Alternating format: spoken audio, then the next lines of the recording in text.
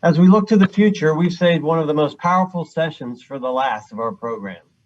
I'm sure you're going to agree our next discussion, which is dedicated to creating meaningful growth at both transplant centers and OPOs, will be really meaningful to the folks who are listening in.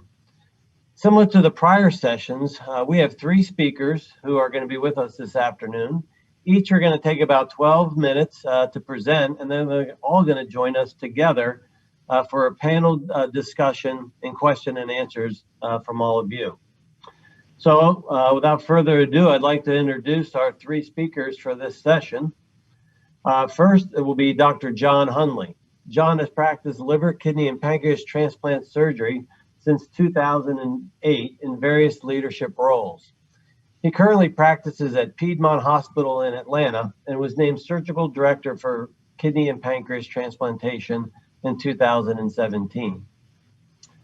Next is our rose between the two thorns, Miss Janice Whaley. Janice serves as the Chief Executive Officer of Donor Network West in San Ramon, California, the second largest OPO in the United States, joining the organization in January of 2019.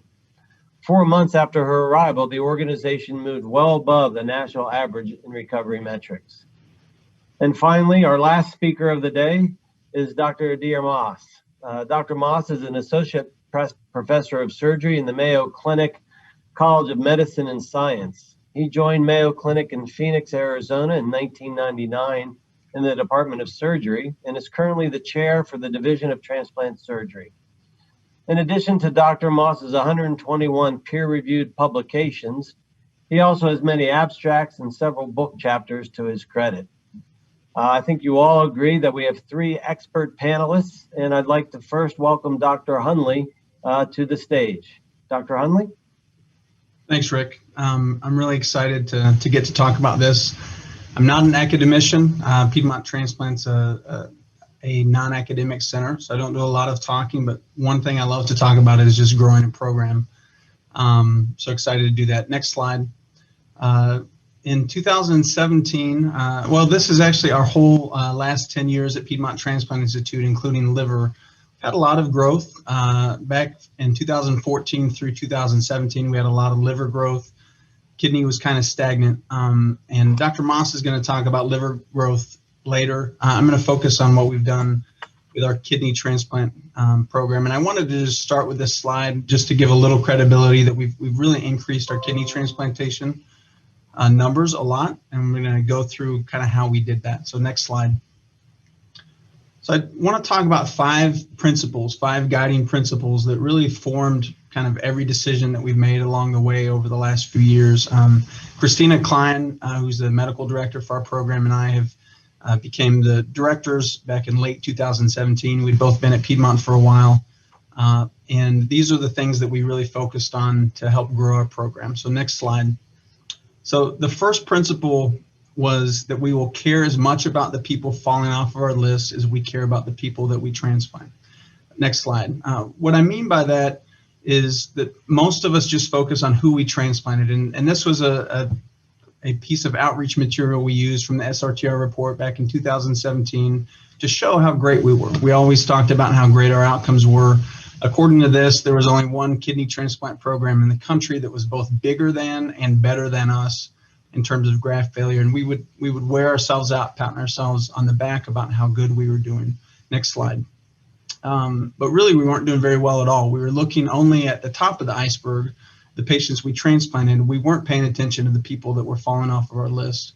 When we started looking at the numbers, I got really frustrated, and then I went and looked at the rest of Georgia and saw that Emory and Augusta, the programs were all doing about the same. We had a lot of people dying on our list, and a lot of people getting too sick to be transplanted and removed. And in fact, only about 32% of Georgians that year, 2017, were removed from the list because of transplant. Next slide.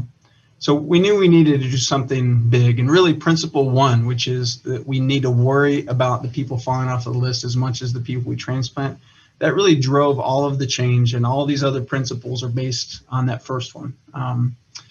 Principle number two was probably our second biggest and most important thing, and that is that which surgeon is on call for our team on any given day will never matter to one of our patients. That's something that's difficult to do, to take the individual out of the team and to function as a team every single day, no matter who's on call. Next slide. That was something that took some time. At first, when we first made this decision, phase one was just, well, we're not going to turn a kidney down unless I agree to turn it down. And that lasted about 30 days. And this is me at the bottom of that 30 days, exhausted and just didn't work very well. And so quickly we moved into phase two. Phase two, next slide, we made some decision trees. And so the purpose of the decision tree, as I first made it, and we've had several iterations of it since, was to have a way to rule kidneys out in a very detailed way, looking at lots of different parameters and looking at the recipient characteristics really carefully as well. The purpose of the decision trees as we have them is to rule them out. If the coordinator then calls the surgeon on call, the surgeon thinks we shouldn't use that kidney, even though the decision tree suggests that we should use it, then I get a call then. And that's how we've been doing it for the last 2 years, and it's worked really well. Next slide. So when you look at this, you're going to see it's blurry and you're going to be confused that you can't see it well. Well, this has all of our trade secrets in it. So I'm not going to show you exactly how we do it. But on the next slide, if you go ahead to that, I'll give you a rough overview of how we do it. We have 3 different kidney decision trees. One is for single kidney offers, one is for dual kidney offers, and one is for pancreas offers. And basically, it takes you through detail by detail. You can tell on this font's a lot bigger than the prior slide. Got a lot of detail in here of ways that we automatic code kidneys out. And that is based on the things you would expect: age, creatinine, KDPI, whether it's an import or local, DCD, brain dead, all those kinds of things. And then you just march through, the call coordinators march through the DCD box, the Hep C box, the PEDS, the high creatinine, and then the high KDPI. And again, I'm sorry, I can't show you exactly how we do this, but this is a rough estimate of how we do it. And basically, we're trying to determine, does this donor have any characteristics that would keep us in the game? And if so, that's when the call coordinator calls the surgeon. Thankfully, the offer filters tool, we've been using that a lot. That's decreased our offers by at least 20%, and we're hoping to refine that a little more and get fewer offers because of the offer filters tool. Next slide. So this did create a lot of conflict initially. Surgeons, we like to think that we're always right, and what we decided as a team, we said, look, we're going to do the evidence-based, make decisions based on evidence. We're going to do it as a team before the 2 a.m. phone call. We're going to know what kind of kidneys we want for what kind of patients. And initially it was a little rough, but we had enough relational equity that it worked out. And I think everyone's pretty much on board now with how we do it. Next slide. So the part of this was this: surgeons need to be in the operating room. And our goal in setting up our schedule, and I won't go into all the details of that right now, but I think it's really important that the person taking kidney calls, liver calls, is hungry for the work, is wanting to operate, and isn't bogged down on a lot of other things. So we did a lot of call schedule changes to accommodate for that and to make sure that our surgeons were wanting to operate. Another thing that we did was we started a kidney pumping center within our hospital that allowed us to pump kidneys that we import so that we could do them in the morning because we don't want to be miserable. Next slide. So principle number 3 was that we will consider deceased donor kidney transplantation a failure every time. Next slide. That started really with changing the whole culture of our program, especially in clinic. We don't have an evaluation clinic anymore. We have a living donor evaluation clinic, and we set the culture, made changes from the front desk people, the phlebotomists, everyone talking to the patients. You need a living donor. You need a living donor. We formulated a living donor champion program, as many other centers have done, and really focused on that. We really emphasized our living donor coordinator team, getting them what they needed, getting the best people in those positions that we could.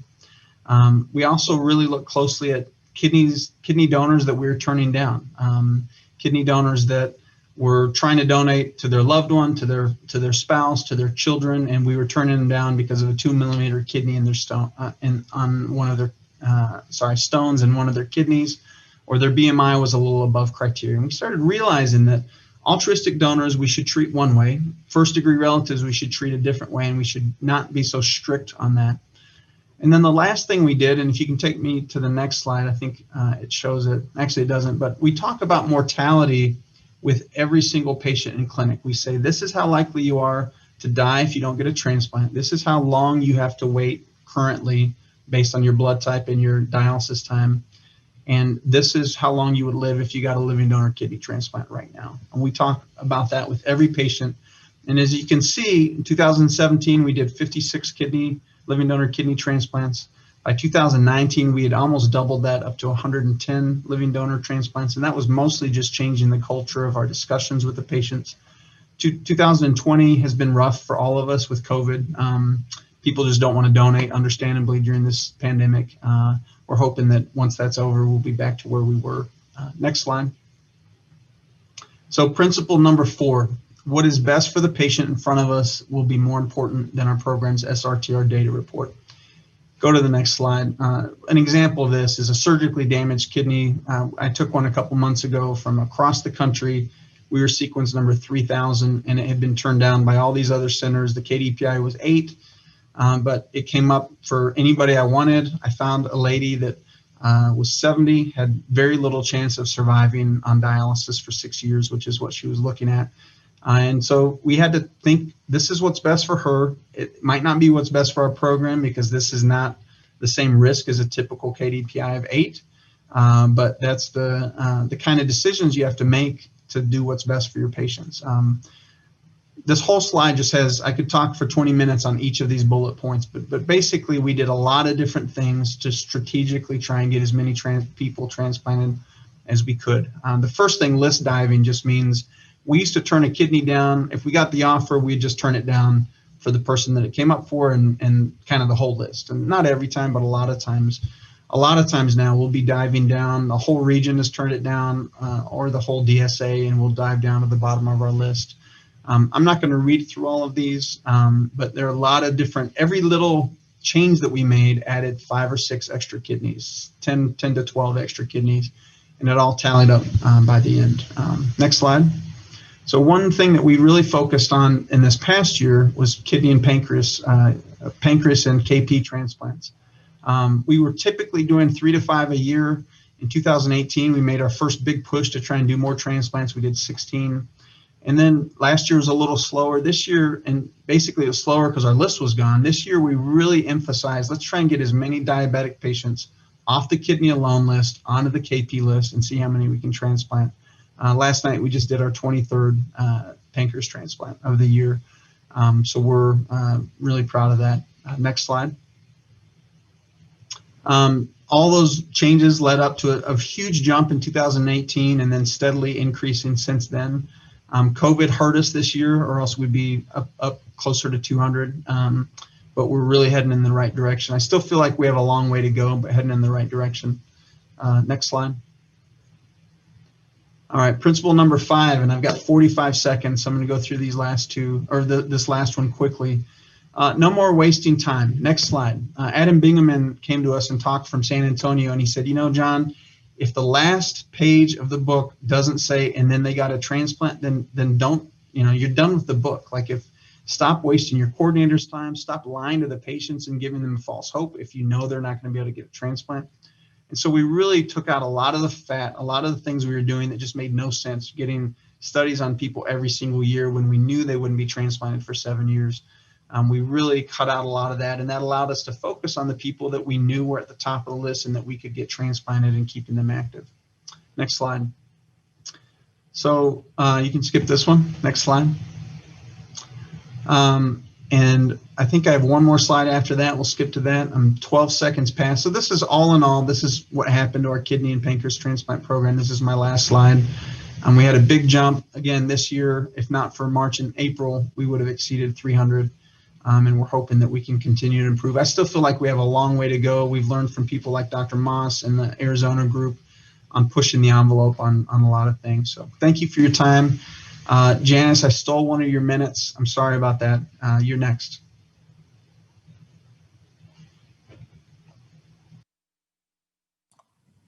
Thank you so much, John, and thank you to the Alliance for inviting me to share our story at Donor Network West, going from 0 to 100. It's been an exciting journey. Next slide. And before you start any journey, you have to know where you are. And so I had questions when I arrived. I wanted to know how we were doing. What was our volume? How many patients are we getting off the list? Thus, the first thing that I did after my arrival was to evaluate our performance using the different independently verifiable denominators that we had available to us. Next slide. So our journey began, and we started looking at data. I'm of the firm belief that data drives results. Data kind of tells you where you're at. And we needed to take an honest look in the mirror at where we were. Next slide. Advance one more slide for me, please. And so my approach to getting a handle on it was starting with benchmarking metrics. I wanted to keep it simple. I wanted to focus on volume and also look at apples to apple comparison.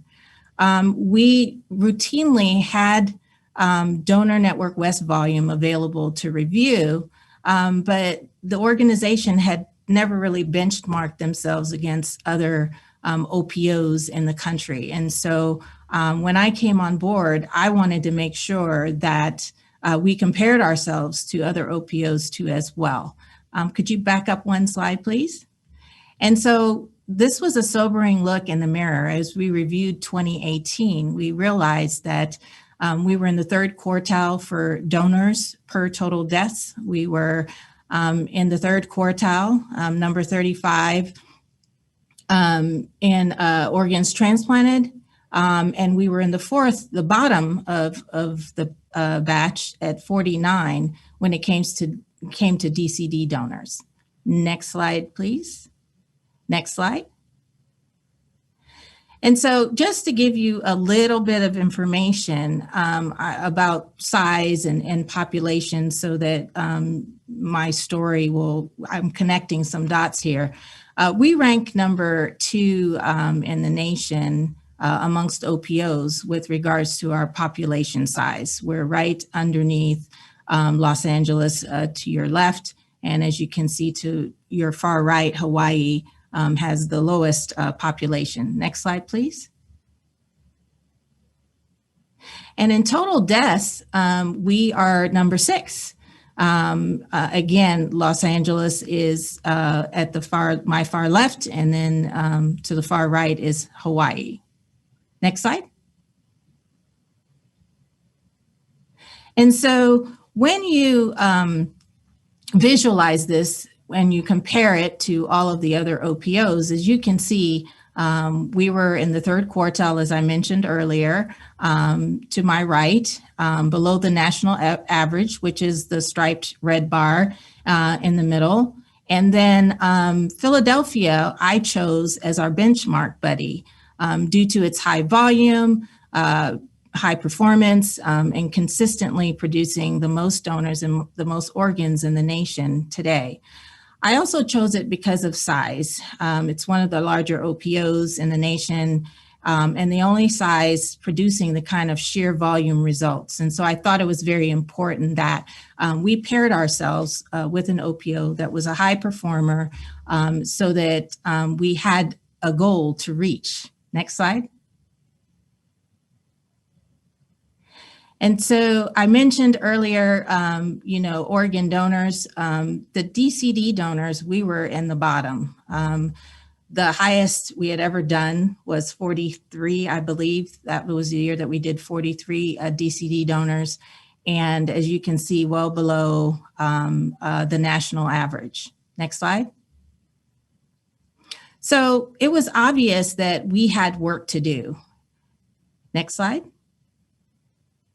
And how did we do it? Well, this is the way I tend to look at it. I believe that there were 3 things that we needed to focus on: leadership, content expertise, focus paired with work. You know, when leadership is absent or casual or uninspiring, application of best practices and accountability for results are simply a no-show. I also believe that, you know, you have to have the expertise in order to apply known best practices. And best practices do not change, but implementation and accountability for the outcomes does. And so just knowing is not necessarily doing. Next slide.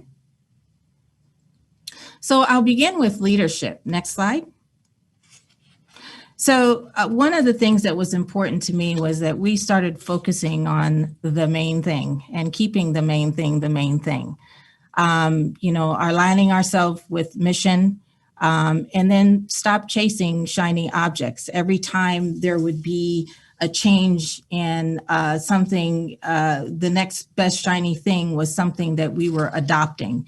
And so I really felt like we needed to move past that and just sheer focus on the basic things. Next slide. And as a leader, you know, you have to set the tone and you've got to commit to mission, not only in words, but also in action. And more importantly, know your why. And my why is that we needed to focus on every donor every time, and also that it's all about the ones. And so when you focus that way, you don't lose donors in the process. Next slide. You know, oftentimes, you know, there are nuances that make a difference in whether a donor happens or not. And I truly believe that the staff will carry the water if and when they feel like there is inspired leadership, that leadership is present in real time, and that the leaders struggle with the staff to try to solve problems.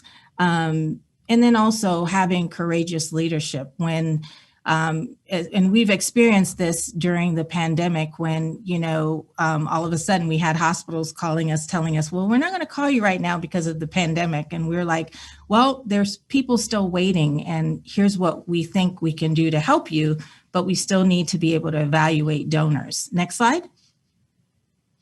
And so the next thing would be content expertise. Next slide. And so best practices are known. We don't need to reinvent the wheel, but we do. And sadly, the best practices identified by the Organ Donation Breakthrough Collaborative may not be in wide use within our industry. And I found that to be real here at my OPO. I would question staff and they had no idea what that was, or that there was a change packet that could be used to help them as they navigated the best practices or finding best practices to help with their hospital education or a variety of things. And so these best practices need to be hardwired into policy and, most importantly, practices. But the challenge is doing. And so at my own OPO, we hardwired a lot of the change package into different areas of our organization to make sure that we had the information necessary to do a better job. First things first, high leverage changes. These practices, again, even though the collaborative was back in the early 2000s, they don't change. But implementation and accountability for their successful implementation does. Next slide. I'm not going to read this slide, but I will share with you some of the things that the first things first package that we are currently using that has helped us. And leaders should be engaged in this process and ensuring that your team members have the tools that they need. If you don't know what those practices are, there are some listed here. But more importantly, it's the implementation and to maintain and sustain the gains that you have to apply these practices and then move forward. This is not fluff. These are practices, best practices that have served over time, and if implemented and used consistently, they have been proven to retain the results that you want. You know, the work is never going to be done, but pursuit of that work, creating a positive donation environment is what takes your organization to the next level. And a lot of these things connect with our hospital partners in a way that allows us to have champions and the support that we need, especially during those challenging times. And frankly, especially now during the pandemic. Next slide. So after that, it's really just work. Next slide. In something that I have adopted from Don Berwick, he brought this up in 2004, is that some is not a number, soon is not a time. And so it's important that you set goals. You don't say, well, we could see some increase. No, you set goals. How many donors do we think we can do? Soon is not a time. And so to say that, well, I think we should start this 3 months from now, the sense of urgency is there to have a time that is reasonable and that reflects a sense of urgency for what we do. Next slide. And so, work, this is really, truly hard work. It takes 24/7, 365. It takes passion. It takes disciplined adherence to alignment and all things mission. It's work and it's about results. Next slide. And so I'm getting to the good part of our story. This shows what happened to us from 2018, what happened to us in 2019 over 2018. As you can see, we had a 29% increase in organ donors. And I want to highlight the kidney increase, which was at about 26%. But most importantly, the biggest increase was a 112% increase in our DCD donors. We went from doing 43 DCD donors in 2018 to 91, and we're on record this year to do over 110 DCD donors. So incredible work by the staff, but more importantly, it was setting the tone, setting the vision, setting expectations, and holding people accountable to those expectations. Next slide, please. And I showed this earlier, so I want to get back to that. It shows our results using the benchmarking data. And as you can see in 2018 where we were. And by 2019, we moved up to the 29th spot, right below, slightly below the national average. And so we know we still have more work to do, but that was an incredible increase that was done within a 12-month period of time. Next slide. And in DCD donors, the same thing. We were in the bottom of the pile in the fourth quartile. And now, as you can see, we had moved closer to being in the national average. Next slide. And so I like to show this slide because my business intelligence director came to me back in October of 2019 and said, hey, Janice, I've been looking at these numbers, and right now we're trending to do about 411 donors. But it's interesting to note that what we have been able to accomplish in 1 year, it took 17 years for the organization to do. And so incredible work by the team to reset, refocus on all things mission and align to that.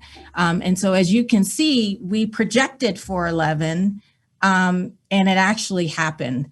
We projected about 1,200. We fell 2 organs short, and you can see we had 1198 up at the top. So great work by the team to have gotten us to this point. Next slide. So what else and what's next? So this is a hot topic, and I'm really going to focus on what we have been able to do with the metrics that's outside of the everything else that's going on with it.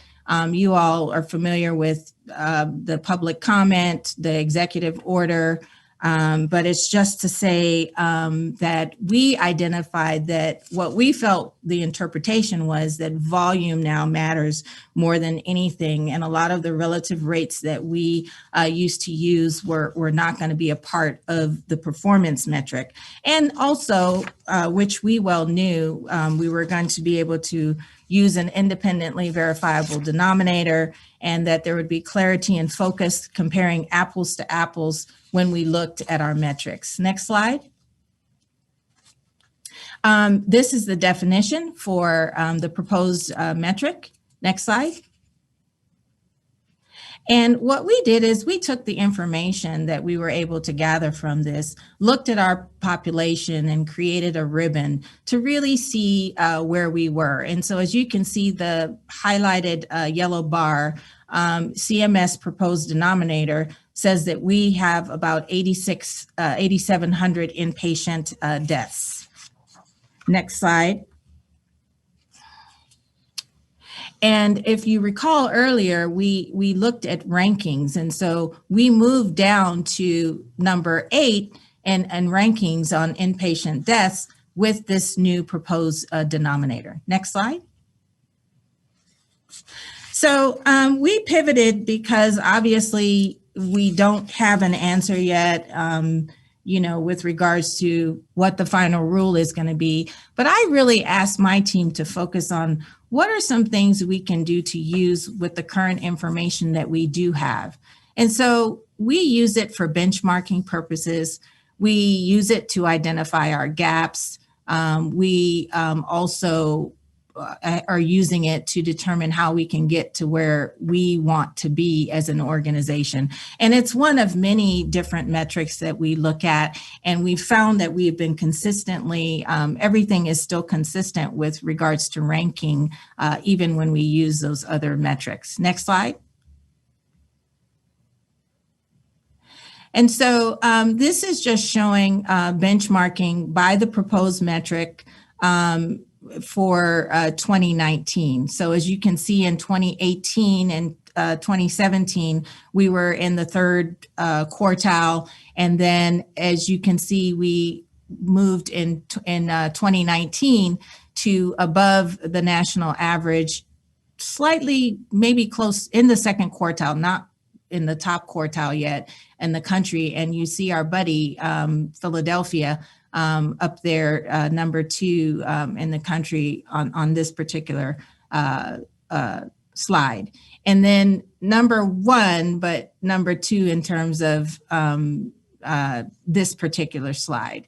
You have to take out the fact that some of the OPOs are much smaller, and we were using one that compared relatively with us. And so basically, as you can see, we had a huge jump. And, despite the pandemic, we have been able to sustain the results. This is through September. We're running close to where we were. And I'm sorry, you may not see my arrow, but as you can see, we are still trending close to where we were last year in 2019. Next slide. So where can we improve?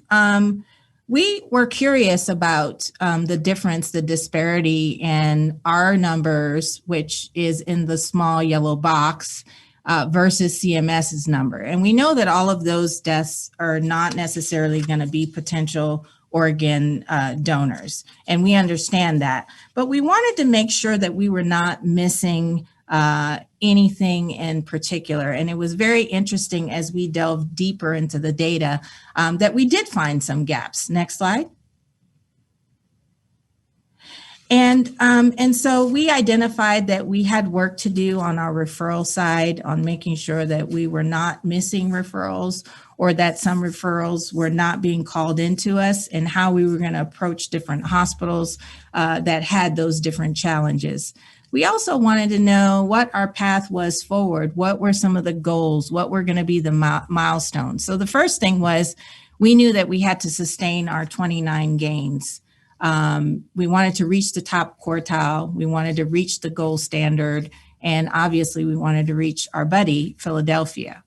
And we wanted to know how we could do this. We looked at our authorization rates to see where that put us. And we said to ourselves, we question, is authorization rate enough to reach Philadelphia? If not, what else do we need to do? Next slide.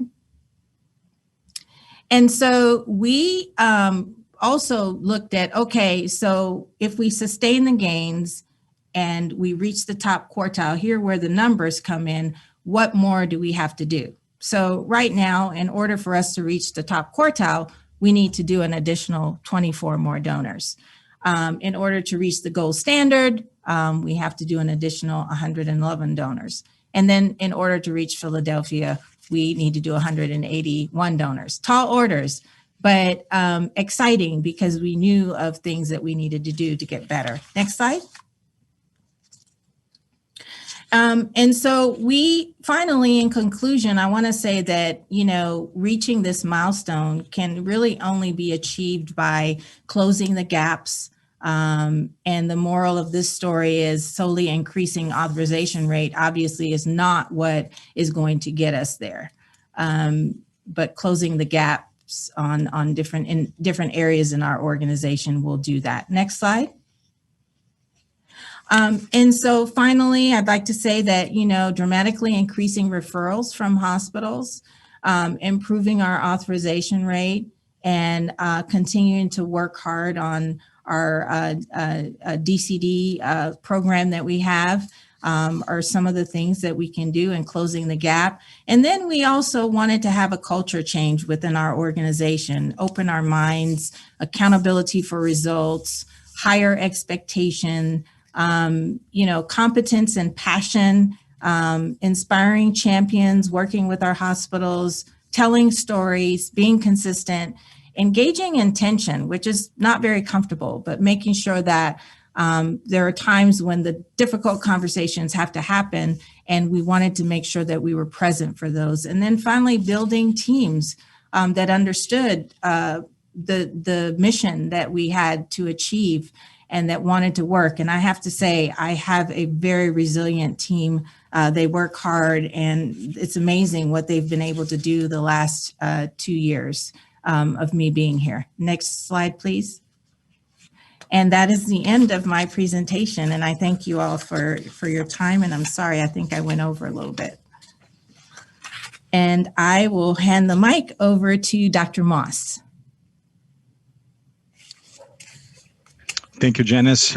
Congratulations on all your achievements. It's quite remarkable what you've done at your OPO. I want to thank you, the Alliance, for the opportunity to speak today, and particularly because this is a subject is very, very dear to my heart. So I really I'm grateful for this opportunity. Next slide, please. Some of my slides will overlap a little bit with the presentation that Dr. Mathur gave yesterday. I think you guys might have seen this slide yesterday, but this is just a snapshot of what has happened to the Mayo Clinic Arizona Transplant Program. We opened in 1999, and we've had quite a success story, but with quite a bit of bumps on the way. I feel in a very unique position to talk to all of you about this our program, because when I was recruited, our transplant program was less than a month old. So I feel very well prepared to share some of these experiences with you guys. Next slide, please. I have just one slide about our kidney program. The remaining of this talk will be about our liver program. But just to put things into perspective, when we started in 1999, we started from scratch. Our nephrologist, as a matter of fact, Mayo Clinic Arizona never had and doesn't have a practice with chronic dialysis patients. So we don't own a dialysis unit. So all our referrals back in 1999 and now in 2020 are all our patients are from outside referrals. So we had to work very, very hard with the referring physicians in order to build a list. And you can see in the slide that in the beginning of our program, for the vast majority of transplants that we were doing were from live donors. It's because our list was very, very new, and the patients didn't even have enough waiting time for them to start getting deceased donor offers. As the program progressed, and when we started having more availability of organ offers, evidently there was a shift in the number of deceased donors and live donor kidneys that we were doing. We're doing quite a bit of kidneys in our practice, and there's a very concerted effort that is very current for us to increase the number of live donors.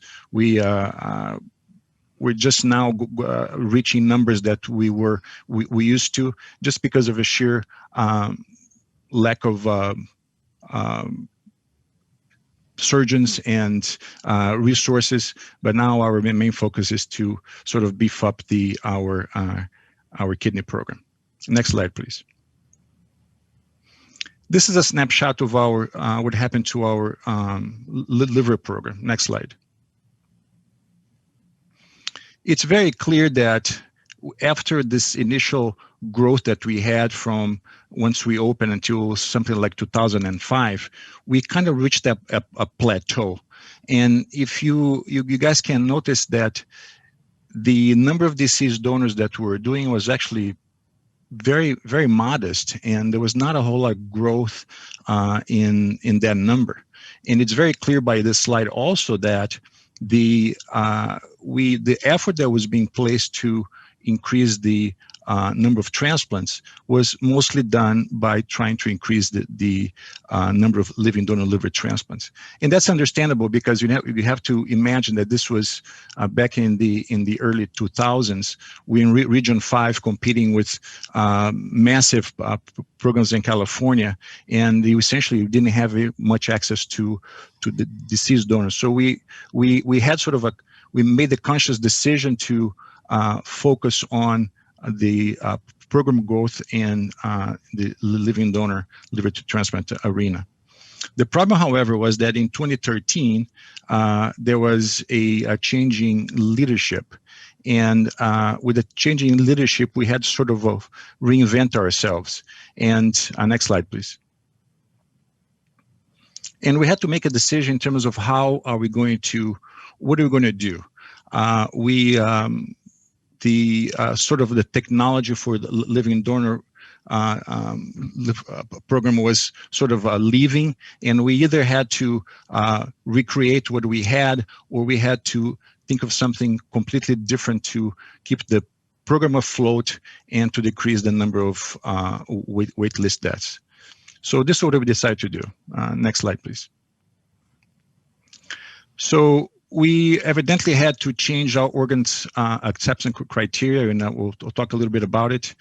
And very importantly, we had to change the local culture, and I'm going to spend some time talking about it also. And in the process of developing the sort of broadening the acceptance criteria and changing the local culture, we had to change our processes pretty much from scratch. We had to develop and strengthen relationships with the OPOs that we were working with. And very, very importantly, we had to sort of reach out and create relationships with outside donor surgeons.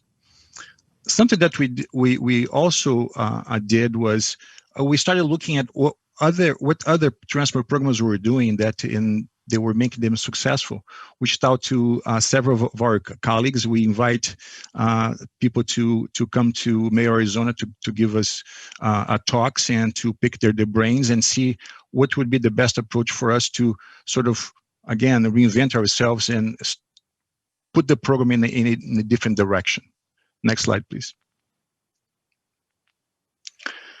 So for liver transplant, I mean, this is not something, nothing different than everybody did. But so we started using, older donors, patients, donors with graft dysfunction, elevated enzymes, a little bit of more fatty livers.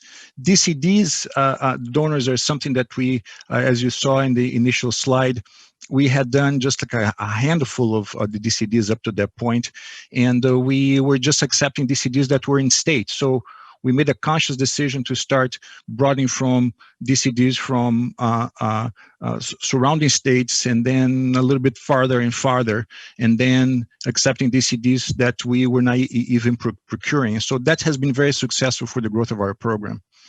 We created a system that would allow us to use post-cross-clamp livers that unfortunately are still a reality, and PHS increased risk donors. We had to sort of change all the dynamics of our program up to that point. And very importantly also, we decided to broaden the capture area for organs for way beyond region 5. Next slide, please. We did this for our in our kidney program as well, but particularly what we sort of made a difference, and that's all. The last thing I want to say about kidneys is that we started using AKI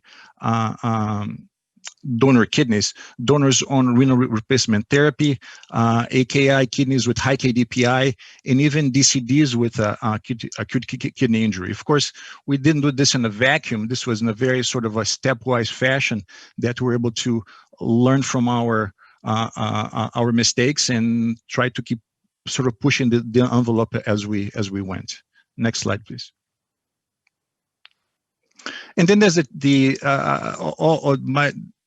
sort of the concept of the champion, and I don't want to sound sort of a corny here, but the champion is very important. We couldn't do anything with the cultural change unless we had people that had the vision and the belief that was possible. We had to have people that had the enthusiasm and the technical aptitude to actually push. We had to have the dedication, self-confidence. Very importantly, you have to have the persuasion skills to be able to go to all the different subspecialties within the program and pitch a new paradigm. And that's pretty much what we did. Next slide, please. And it started with the surgeons.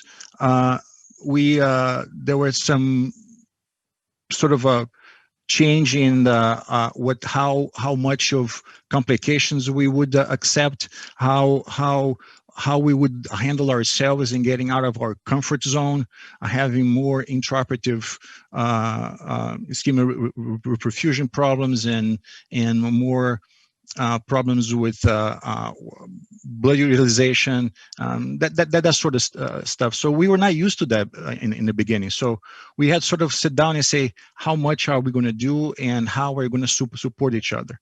Very importantly for the hepatologists as well. I mean, we have to have a champion within the hepatology group that was very much pro-growth, pro-transplant, and that would sort of be the champion within their own colleagues and partner with us to keep on pushing the envelope. The anesthesiologists as well. I mean, when we started pushing the envelope on more marginal donors, there's more intraoperative issues. Our program was used to sort of a moderate amount of crisis in the operating room, and people were just used to that status quo. We had to partner with our anesthesiologists in order to explain and tell and teach that was not where we wanted to be, and that we need to sort of, again, getting out of our comfort zone. And sometimes we had to bring pack patients open and bring them to the intensive care unit and bring them back to close later. Of course, this is not something that happens on a regular basis, but it's something that people had to learn that could be the new normal. Same thing for the OR staff. Mostly for when we started using these more sort of marginal organs, particularly in our kidney side, we had to have our surgical pathologist to be on board. Now, after so many years, we have surgical pathology available 24/7. I mean, we can bring an organ or a liver at 2 o'clock in the morning and call the pathologist, and they will be at Mayo to read a slide without any issues. If we import a kidney from the East Coast, a kidney gets here at 2 o'clock in the morning, and we need to, with long cold ischemia time, and we need the biopsy reviewed at that time, they will be present to do that. So they bought into the sort of the dynamics of the program, and they have some ownership of that process as well. And of course, we cannot do anything that I just said without having a total support from the hospital administration and the Mayo Clinic Arizona leadership. Next slide, please. As I said before, the things didn't happen in a vacuum. We sort of had to inch ourselves up to where we are now. It took several years. Again, this started sort of around 2013, so to 2012, so it has been 7-8 years, and we have a very strong QAPI program that all members are involved. All our complications are reviewed by all members of the transplant team. We have something that made a difference in our practice is the monthly organ offer review, where we discuss essentially all the organ offers from the month before, and we identify missed opportunities. So everybody around the table, and we find an organ offer that came to us, and we didn't use the organ. The organ is utilized elsewhere. What happened? What were the reasons why the organ was turned down? I mean, this is a sort of a totally honest and a conversation, and very, very important. There's no blame. We just wanted to know what to do better next time. Was that because the surgeon was tired? Was that because they would have too many organs at the same time?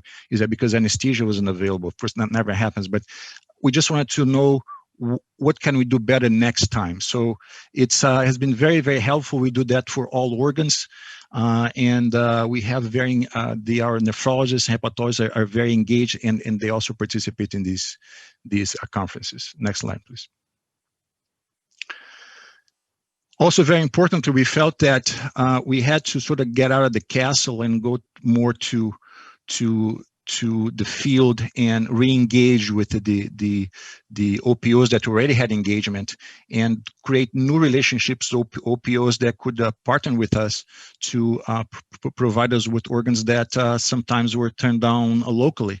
So we all want the same thing. We want to decrease the wait list mortality, but very importantly, we wanted to make sure that the OPOs knew that we were available, were helpful, and were very timely in any questions or concerns that they could have. We always try to offer feedback on the outcomes of the organs that we accepted. Every time we went to a procurement, we provided our cell phone number to the OPO staff so they have access to us. Next time, if they have a question about an organ, or if they think there's a local center that is likely to turn the organ down in EOR, to give us a call. That type of access that we already had to a certain extent, we really try to broaden way beyond the donor network of Arizona, because that's where the organs are, and that's where we wanted to be sort of available to any opportunities that could arise in the future. Next slide, please. And then it became the idea of the procuring surgeon, right? So let's go back again. This is 2013, 2012. We had done just a handful of DCDs, and when you start doing DCDs for the first time, there's a lot of unknowns. So what's the trick? Is there a sort of secret recipe? Is there a secret formula to make sure that these procurements are fine? I had never done a DCD until we started doing them here. I mean, when I was trained, there were no DCDs at that time. So we had our younger partners teaching the older partners, and we started going together for procurements until our younger partners would have signed off on the older guys. And then we started sort of the evolution to staff surgeon and fellow. We had a very young fellowship at that time. And then transplant fellow and surgical resident, and now we have our fellows can go to our procurements with doing DCDs and very high quality, just with mid-level practitioners. Next slide. And we had to go beyond just our surgical group, right? We had to identify professionals that did procurements elsewhere. They could be available to us, and that's of course based on professional reputation. We had to create a sort of a mutual respect, and in the relationships that are already there, we try to nurture even further. We invited people to come to Mayo to give talks, to get to know sort of what was the flavor of livers that we were willing to use. We got to know some of the surgeons and kind of to learn how to speak the same language. Some OPOs actually came to Mayo with their procuring surgeons, and we sort of have lunch together and discuss where we are, where we want to be, and sort of that type of relationship, which is just happens if we actually make an effort. So once you get a phone call at 2 o'clock in the morning from a surgeon that you already know, they already know you, and you speak the same language, it's much easier to accept an organ in those circumstances. Next slide, please. And then there's the building the team. I know that my time is up, and I'm not trying to show here anything in terms of how we built the team, but all I wanted to show is the timing. Prior to, once we decided to change the direction of the program, our kidney coordinators and our liver coordinators, they would take organ offers call, and then the next day they had to come to work.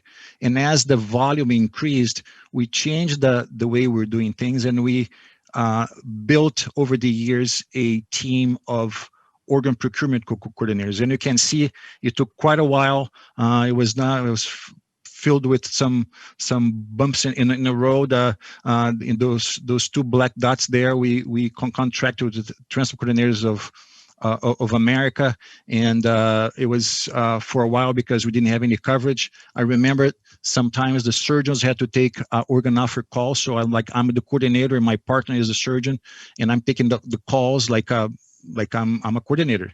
And so we had to step into each other's shoes to make sure that our plan was able to progress. Next slide, please. In our process is, again, the coordinators are the hub. They sort of keep constant communication with all sort of layers that go around the procurement process, transplant process, notifications, and so forth. And they have a lot of things in their hands at all times. Next slide.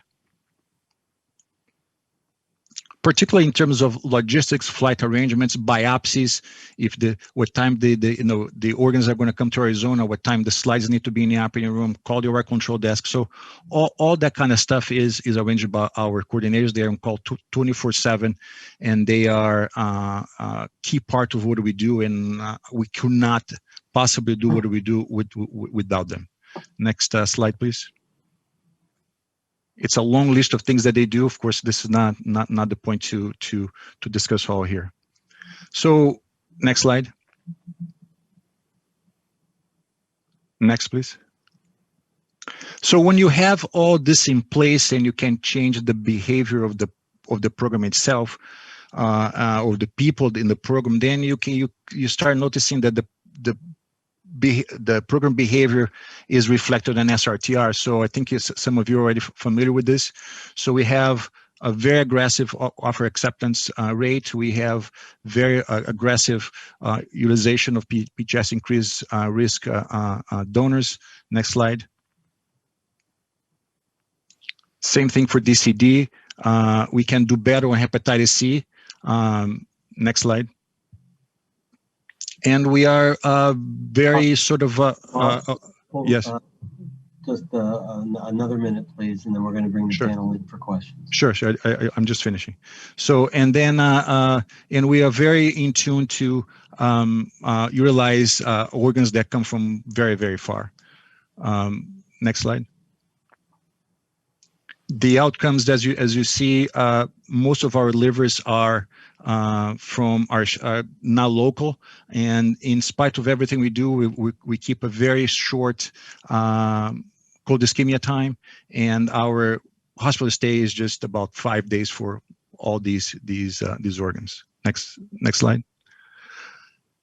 We have decreased our mortality in the waiting list. Our transplant rate is very good. Next slide. Next slide. And our graft and patient survival is actually very good. Next slide, please.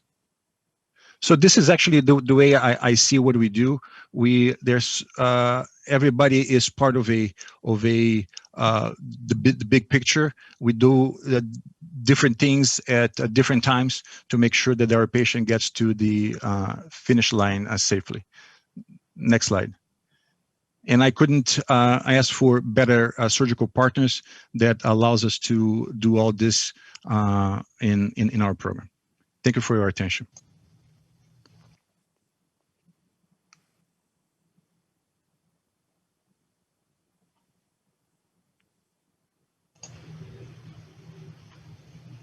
All right, everybody. Thank you so much to all three of our presenters. Some excellent stories of growth with the common theme, really, and it really stems from our last talk too, that you used culture as a strategy. As you all talked, you really talked about changing the culture of your organization, some of the strategies that you did to do that. So congratulations. We do have a few minutes for a couple of questions that are coming in from our audience. So I'm going to start by reading the first one. The first one is from Jan Finn.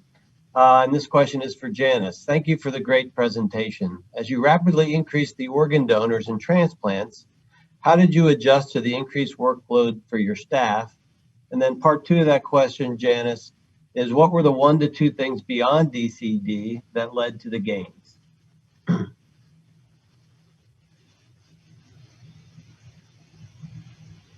It would help if I was off mute. That's a great question, Jan, and thank you for asking. So at every OPO, I think sometimes we're behind the 8 ball when it comes to staffing. And when I came on board, 3 months prior to my arrival, they had gone through a reorganization. And in that reorganization, they had quite a few team members that left. And so, and I'm not saying that's a good or a bad thing, but we were able to do more with less. We had less staff and we did more donors than the prior year where there was more staff, but not that many donors. And so the first 3 or 4 months, it was just, wow, we can't believe this is happening. But then we started recruiting. And as you know, it takes 3 to 4 months for people to be trained in our industry. And so we started building up teams. And I think that they were just resilient and they saw light at the end of the tunnel. They saw the volume going up. And I think for the most part, we spent the first 6 months of the year just trying to make it happen with the staff that we had. And we tried to quickly backfill some of the positions. I will say that we did end up having to use contract employees because our volume was, on some days we had 8 and 10 donors going on at a time.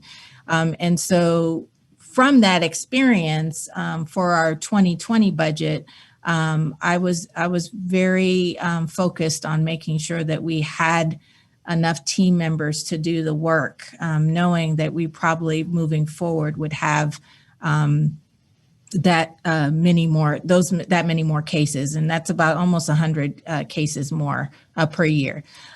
Secondly, DCD was an issue, but we also felt like we weren't doing a really good job of triaging our referrals when they came in. And, you know, sometimes a referral would come in and they weren't quite at criteria, but there was an escalation to meeting criteria. And sometimes we would be behind the 8 ball. And so we started focusing on how we identify when we need to actually be there and be on site. And we figured that the sooner the better.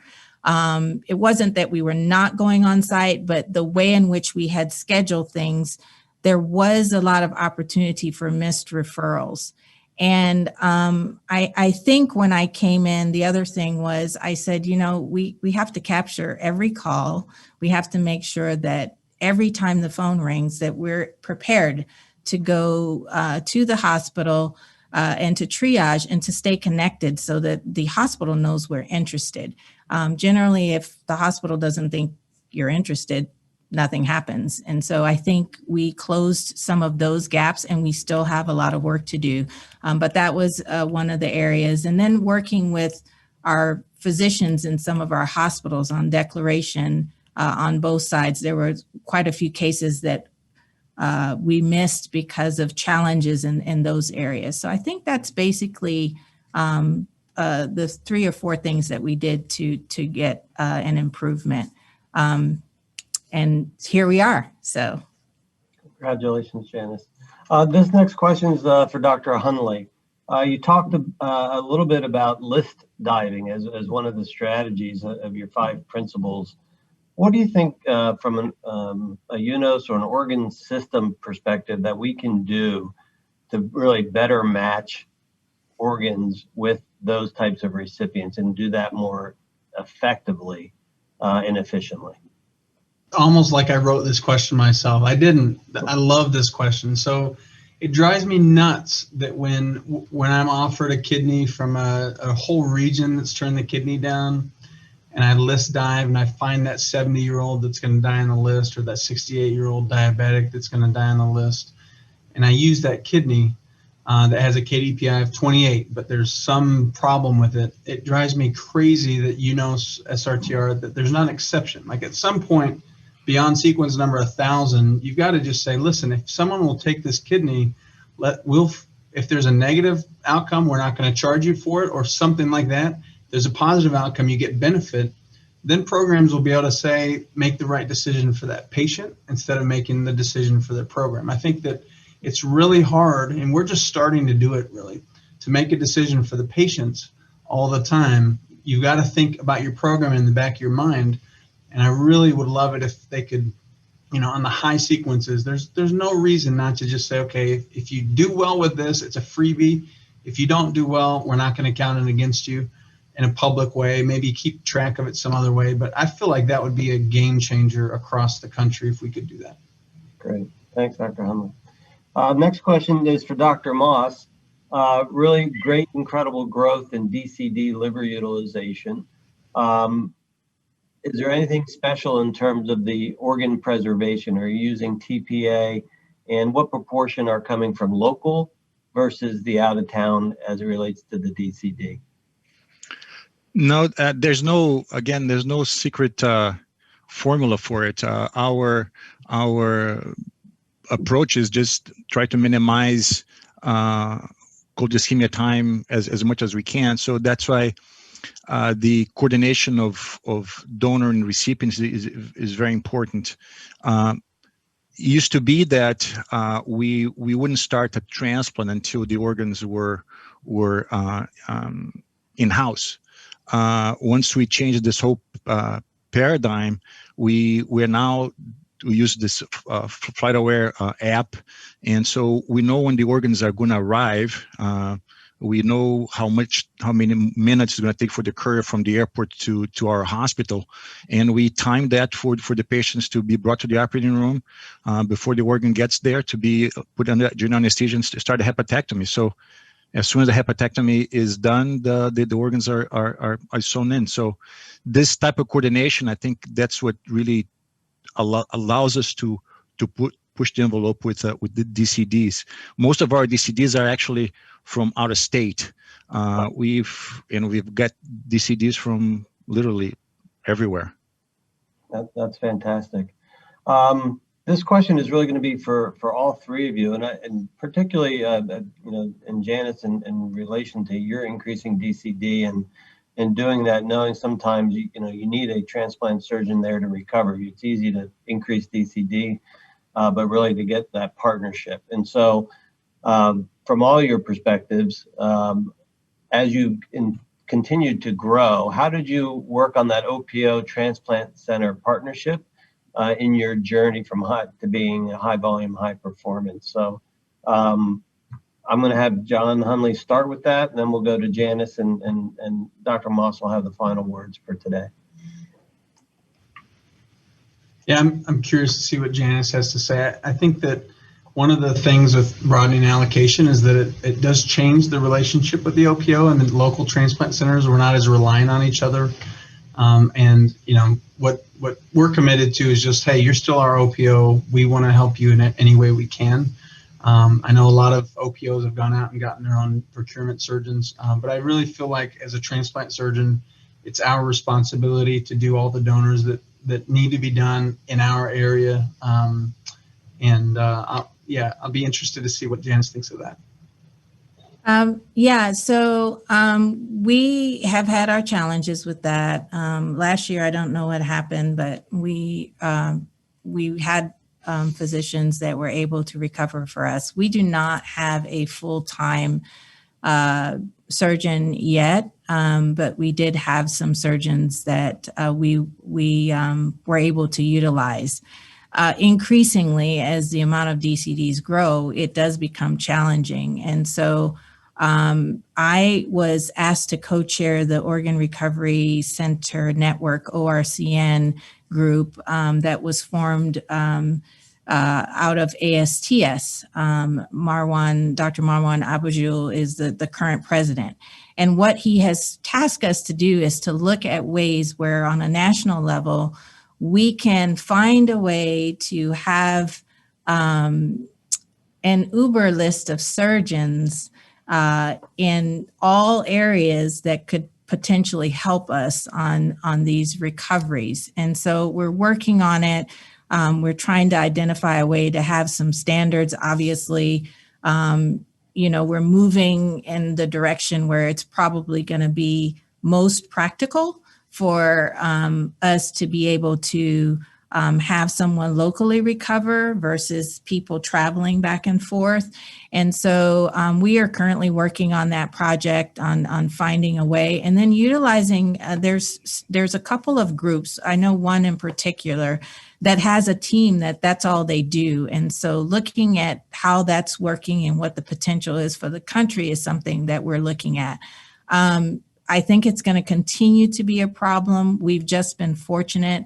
But I do understand, and at my prior OPO, we did hire a full-time surgeon, and it was the best thing that ever happened to us because we were seeing an increase in DCD donors too. And so it was very helpful, especially for those cases. As you well know, you can go on these cases and nothing may happen. So I think it's important that we identify a way not only to find the surgeons, but a way to compensate them for their time. So this is all being talked about with the group with ASTS.